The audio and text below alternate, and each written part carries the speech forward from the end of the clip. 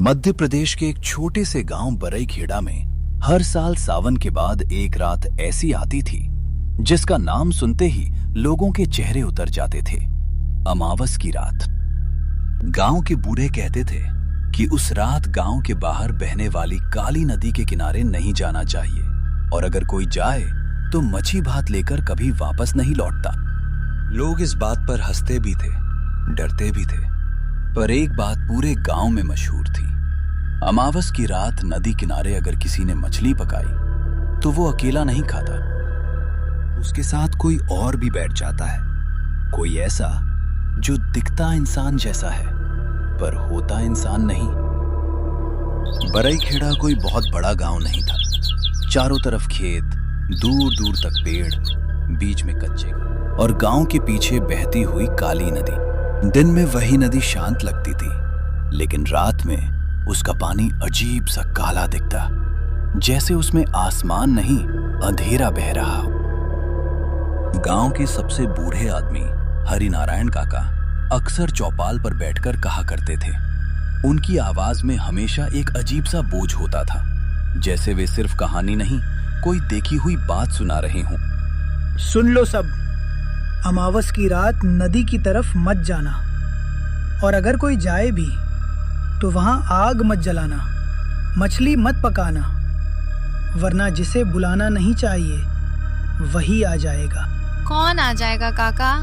तो हरिनारायण काका चुप हो जाते, बस अपनी धसी हुई आंखों से नदी की तरफ देखने लगते, जैसे वहां अभी भी कुछ खड़ा हो। गांव में यह भी कहा जाता था कि बहुत साल पहले नदी किनारे एक मछुआरे का परिवार रहता था।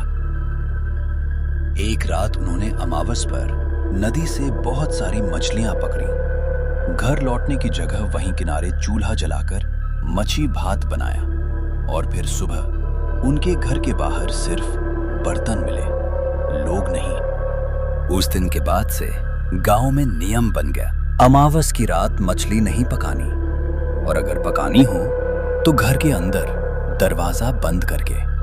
लेकिन गांव में हर कोई इन बातों पर यकीन नहीं करता था। उसी गांव में 4 दोस्त रहते थे, रवि, दीपक, मुकेश और सोनू। चारों की उम्र 20 से 22 के बीच थी। दिन में खेत का काम, कभी कभी शहर जाकर सामान लाना और रात को चौपाल पर बैठकर मोबाइल में वीडियो देखना। गांव में जब भी किसी भूत प्रेत, चलावा, चुड़ैल या श्राप की बात होती, ये चारों सबसे पहले हंसते। रवि सबसे ज्यादा बेफिक्र था, हर बात को चुनौती की तरह लेता। दीपक थोड़ा शांत था, मगर रवि के साथ रहकर उसकी हिम्मत बढ़ जाती थी। मुकेश खाने पीने का शौकीन था, खास तौर पर मच्छी भात का। सोनू ऊपर से बहादुर बनता था, लेकिन अंदर से सबसे ज्यादा डरपोक वही था। एक शाम चौपाल पर बैठे बैठे मुकेश के चेहरे पर अचानक चमक आई। उसने होठ चाटते हुए बात छेड़ी। यार, कितने दिन हो गए बढ़िया मच्छी भात खाए। नदी में अभी पानी भी अच्छा है, बड़ी मछलियां मिलेंगी। सोनू ने तुरंत गर्दन उठाई। उसके चेहरे पर बेचैनी साफ दिख रही थी। अरे कल अमावस है, घर पर बना लेना। रवि होठ टेढ़े करके हंसा। उसकी आंखों में वही पुरानी शरारत चमक उठी। बस यही तो मजा है, अमावस की रात नदी किनारे आग जलाकर ताजी मछली और गरम भात। जो डरता है वो घर बैठ जाए। और अगर हरिनारायण काका वाला भूत आ गया तो उसे भी प्लेट दे देंगे। चारों जोर से हंस पड़े।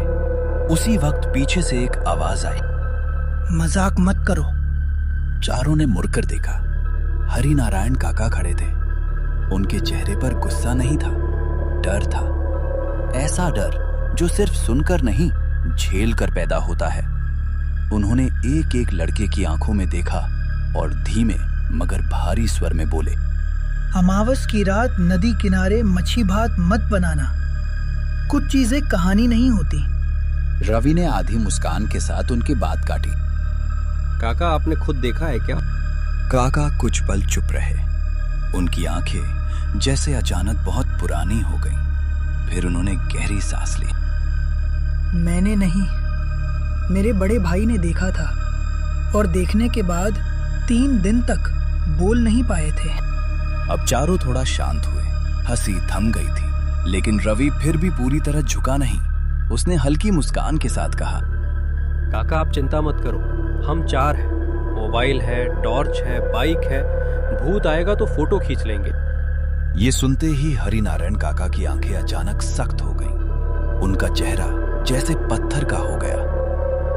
अगर कोई बिना आवाज के तुम्हारे पीछे आकर बैठ जाए तो उसकी तरफ मत देखना। अगर कोई तुम्हारा नाम लेकर खाने को मांगे तो उसे मत देना। और अगर तुम्हें लगे कि तुम 4 नहीं 5 लोग बैठे हो। काका की आवाज यहीं अटक गई। चारों दोस्त अब पूरी तरह चुप थे। चौपाल की हवा जैसे एकदम भारी हो गई थी। कुछ सेकंड बाद काका ने बहुत धीरे कहा, तो पीछे मुड़कर मत गिनना, बस भाग जाना। ये कहकर वे धीरे धीरे वहां से चले गए। उनके जाते ही कुछ पल तक चौपाल पर सन्नाटा छाया रहा। सोनू की आंखों में डर उतर चुका था। दीपक भी अब उतना सहज नहीं दिख रहा था। लेकिन रवि ने फिर वही हंसी। बस तय रहा, कल रात हम नदी किनारे ही मच्छी भात बनाएंगे। अगले दिन दोपहर से ही चारों ने तैयारी शुरू कर दी। मुकेश घर से चावल लाया। दीपक मसाले, तेल, प्याज और सूखी मिर्च ले आया। रवि जाल और बांस की डंडी लेकर आया। सोनू मजबूरी में साथ था, इसलिए उसने बस पानी की कैन और बर्तन उठा लिए।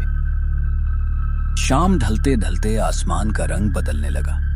हवा में नमी थी, बादल नहीं थे, फिर भी रोशनी जल्दी कम हो रही थी। अमावस की वजह से रात वैसे भी घनी होने वाली थी। रवि ने बाइक स्टार्ट करते हुए मुस्कुराकर कहा, चलो आज देखते हैं काका की कहानी में कितना दम है। सोनू ने आखिरी बार कोशिश की। उसकी आवाज में साफ डर था। यार, घर के पीछे वाले खेत में बना लेते हैं। नदी पर जाने की क्या जरूरत है? क्योंकि वहां असली मजा है। ताजी मछली, किनारे आग और रात का माहौल। डर मत, हम सब साथ हैं। सोनू कुछ नहीं बोला, बस उसने पानी की कैन कसकर पकड़ ली। चारों दोस्त बाइकों पर सामान बांधकर गांव से बाहर निकल पड़े। रास्ते में घरों की रोशनी पीछे छूटती गई। खेत खत्म हुए, झाड़ियां शुरू हुईं और फिर कच्ची पगडंडी उन्हें नदी की तरफ ले जाने लगी। जैसे जैसे वे आगे बढ़ते गए, मोबाइल का नेटवर्क कम होने लगा। अरे मेरे फोन में तो एक भी सिग्नल नहीं। बहुत बढ़िया, अब भूत आएगा तो लाइव नहीं कर पाएंगे। क्या चारों दोस्त अमावस की रात नदी किनारे मच्छी भात खा पाएंगे, या इन चारों के साथ कुछ होगा? इसे जानने के लिए हमारे साथ बने रहें इस कहानी की अगली भाग में।